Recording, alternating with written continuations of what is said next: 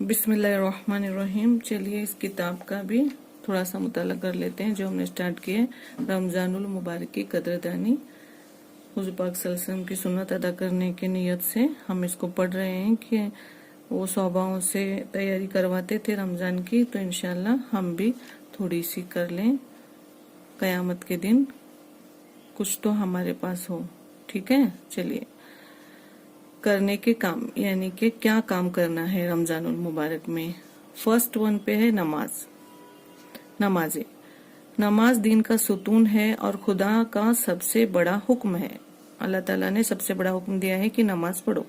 इसलिए रमजानुल मुबारक के फजाइल व बरकत को जहन में रखते हुए इस बात को अपने दिल में यानी कि उतार लेना है। इस हद तक यकीनी तौर पर इसमें इन्होंने वर्ड यूज किया है हतमी हद तक तय करना है कि रमजानुल मुबारक में कोई नमाज नहीं छूटेगी इंशाल्लाह, और हर नमाज सफ़े अव्वल में तकबीर उला के साथ पढ़ेंगे।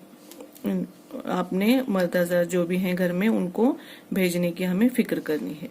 अगर रमजान भर इसका एहतमाम रहा तो उम्मीद है कि बकिया साल में हमारी इस बीमारी का इलाज हो जाएगा। कौन सी बीमारी? के नमाजों के एहतमाम की तरफ तवज्जो नहीं रहती।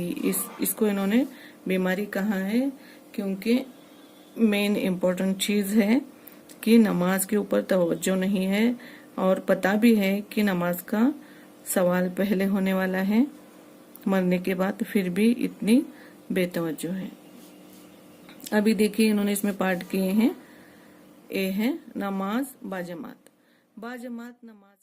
हजरत अब्दुल्ला बिन मसूद रजी अल्लाह ताला अन्हु से रिवायत है, उन्होंने फरमाया कि हमने अपने को यानी मुसलमानों को इस हाल में देखा है कि नमाज बाजमात में शरीक न होने वाला या तो बस कोई मुनाफिक होता था जिसकी मुनाफिकत ढकी छुपी हुई नहीं होती थी, बल्कि आम तौर से लोगों को उसकी मुनाफिकत का इल्म होता था। देखिए, यानी कि पहले पता होता था कि मुनाफिक है इसीलिए बाजमात नहीं पढ़ता, यानी कि ये मुनाफिक है, डबल गेम खेलता है। कभी मुसलमानों में होता है मुसलमानों की तरह, कभी काफिरों में गया काफिरों की तरह डबल गेमिंग करने वाला, तो वो पता होता था सबको, तो फिर वो बाजमात नहीं पढ़ता था।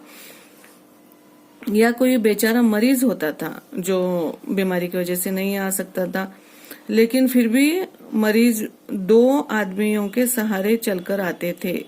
थोड़े मरीज ऐसे भी थे जो चलकर बाजमात आते ही थे, यानी कि इतनी उनके अंदर फिक्र थी। और हुजूर पाक सल्लल्लाहु अलैहि वसल्लम ने बहुत इस पर ताकीद की है कि बाजमात पढ़ो, क्योंकि हुजूर पाक सल्लल्लाहु अलैहि वसल्लम ने फरमाया कि बाजमात नमाज पढ़ना अकेले नमाज पढ़ने के मुकाबले में 27 दर्जा इजाफा फजीलत रखती है।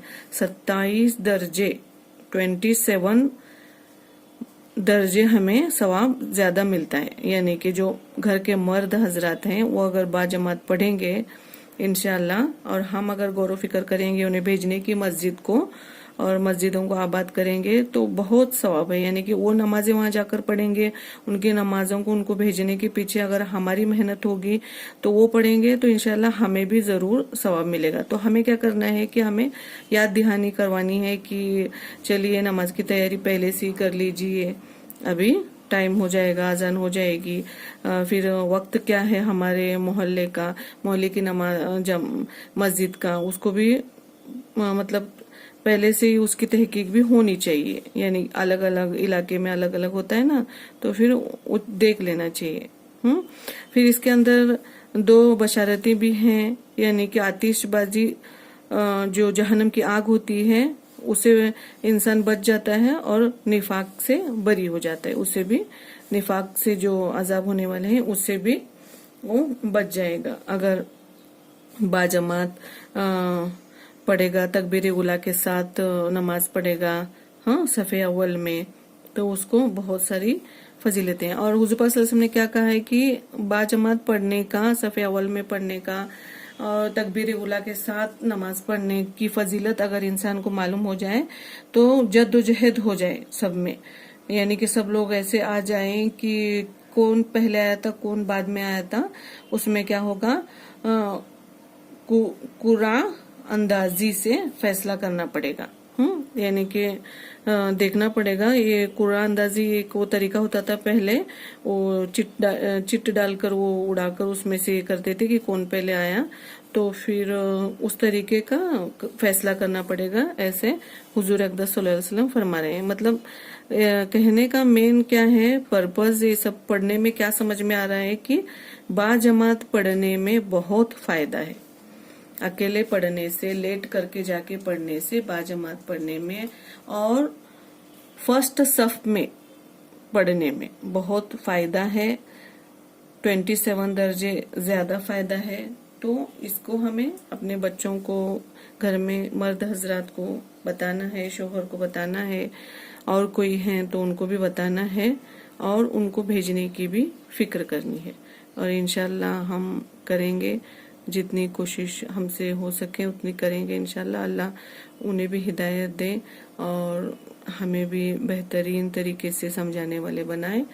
دیکھیے بہنوں، آپ بھی ضرور کوشش کرنا. رمضان المبارک آ رہا ہے، پتہ نہیں مطلب اس رمضان تک بھی ہم پہنچیں گے کہ نہیں وہ بھی پتہ نہیں، اور اگلا رمضان ملے گا یا نہیں وہ بھی پتہ نہیں. تو جو اب ہمیں وقت ملا ہے یہی ہمارا گولڈن وقت ہوتا ہے، تو اس کو ہمیں پوری طریقے سے اللہ کے منشا کے مطابق ہی گزارنا ہے. ٹھیک ہے، تو انشاءاللہ ہم کل اس کتاب کو بھی کنٹینیو کریں گے. السلام علیکم ورحمۃ اللہ وبرکاتہ.